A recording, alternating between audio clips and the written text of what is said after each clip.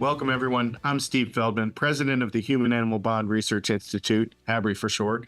We're your Pet Week hosts, and I want to thank you for joining us for another informative Pet Week session. Today, I'm excited to be sitting down with Pete Scott, the president and CEO of the American Pet Products Association. We're going to be talking about what the American Pet Products Association is and does, and sharing insights about pet care and pet ownership in America. A lot of data, very important to share because pets are so important to our lives and also to the U.S. economy. So with that, I'd like to welcome an incredible leader in the pet care space, Pete Scott, president and CEO of the American Pet Products Association. Welcome, Pete. Thanks so much, Steve. It's great being here with you. All right, so let's get started. For those who aren't familiar with the American Pet Products Association, tell us a little bit about who you are, who your members are, what it is that you guys do. Sure. So we were founded in 1958, originally as the American Pet Product Manufacturers Association. So we represent roughly 1,200 members that manufacture pet products, anything from food, treats, bedding, toys, leashes, backyard chicken cages, the whole lineup and litany of everything that pet owners need to have and take care of pets.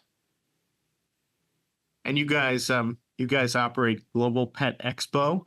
I think Correct. last time I was at Global Pet Expo, I think I walked, like 10 miles a day or something like that. Tell us a little bit about Global Pet Expo. Yeah, Global Pet Expo is every March. We hold it in Orlando, Florida. And we have roughly 3,500 booths, which represent about 400,000 square feet of actual trade show space. So yes, if you're going to go visit every single booth, you can spend about 20 seconds with each one and you'll walk miles and miles and miles a day. So you've got to have not only a mat, but your walking shoes on to be able to visit with everybody. It's where we have 1,100 new products launched every year in the pet space, everything from pet tech to sustainable products to healthy pet products to new toys and everything that pets need to be happy, healthy, and well. Now, we already mentioned that the American Pet Products Association is one of HABRI's original founders, but you and your members are incredibly charitable, and I'd like to ask you what other important causes that you support. Steve, we are about getting and keeping people and pets together. So whether it's removing barriers to pet ownership, supporting pet inclusive housing, or honestly, childhood education through pets in the classroom, these are all things that we are deeply supportive of and believe that the sooner that we can get kids and pets and people and pets together, that they'll become lifelong pet owners and they'll see the benefits of pet ownership. We also are really supportive of our veterans and first responders and the pet and getting them with pets there. 96% of pet owners say that, having a pet provides them with health benefits such as emotional support, stress relief, and anxiety. And, if you're either a veteran, not just a wartime veteran, but you're, a firefighter, a police officer, a nurse, a school teacher, those that are dealing with that stress, that anxiety, not only just PTSD, but other things, like it's so important for the health and well-being of the country and everybody in it to live a happy and a well life. And having a pet, we've found, and your research certainly supports that, that's important. So our investment back into the communities are really to, find those ways to remove barriers to pet ownership so people can really enjoy the benefits of having a pet as part of their lives. Well, that's a great segue into my next question. The American Pet Products Association has the National Pet Owner Survey, and this has been going for many years, and it is the definitive data set on what's going on with not only the pet care industry, but also with what's going on with pet ownership in America. And I'd love for you to sort of tell us what the state of pet ownership is now and also what the future holds. Sure, Steve. And you're right that if we were to print it out, it comes out at about 643 pages. So there is a lot of data in there, and there's a lot of ways to cross tab, and it's for the researchers that enjoy that work. But really, what we're seeing is the majority of U.S. households have pets. About 63%. That's down slightly from COVID levels when people got a lot of pets during COVID. But still kind of back to a normalized rate, which is still the majority of households have pets. By the way, the majority of households have a lot of votes. So, staff and members of Congress watching this, that the pet population votes. But what we are seeing is, a almost ubiquitous understanding of the benefits of owning a pet. And that represents about $151 billion of expenditures annually for a total economic contribution of about $303 billion.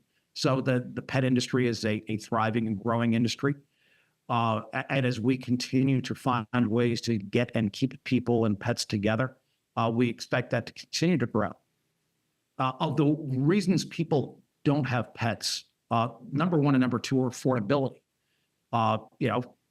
Pets can be expensive, but they can also be very affordable. And finding other ways to make them affordable is what we're fighting for. And so things like the APPA Act that's recently been introduced, where people can offset their veterinary bills with FSA and HSA contributions, great way for keeping that affordable. Pet inclusive housing initiatives, that would be the number two, is I can't bring a pet home. If you can't live with a pet, you can't see those benefits. We're really advocating for that pet inclusive housing. So, we see that as being important.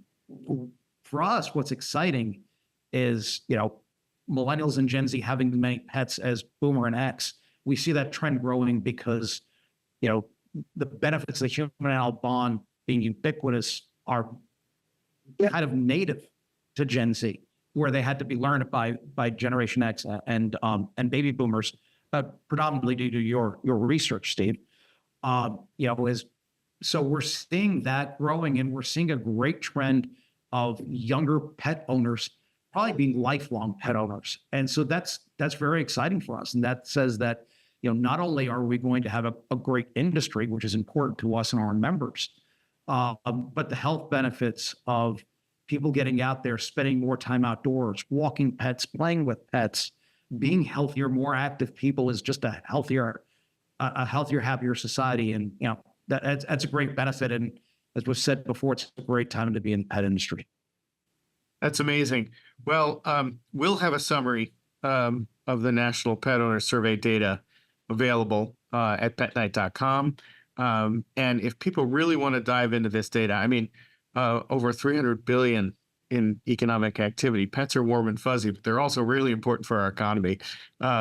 So make sure you go to AmericanPetProducts.org if you really want to dive into the data and learn more.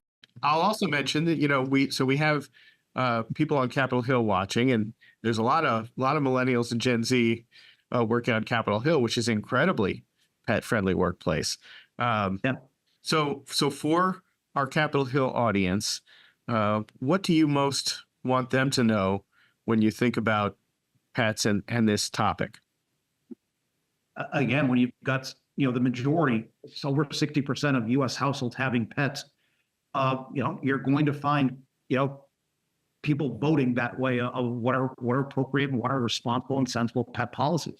And so those that involve pet-friendly housing and pet-inclusive housing are important issues. Obviously, what's coming up now with the APPA Act in allowing for FSA and HSA contributions makes pets more affordable. Veterinary care can be expensive at times, and being able to make that more affordable goes a long way to keeping, getting and keeping people and pets together, which is just a healthier, happier country. And so, hopefully there's a lot more bipartisan issues in pet-friendly approaches to having, policy and legislation. Well, pets are completely bipartisan. That's one of the themes here for Pet Week. No matter where you are on the political spectrum, pets are something we can all agree on and support.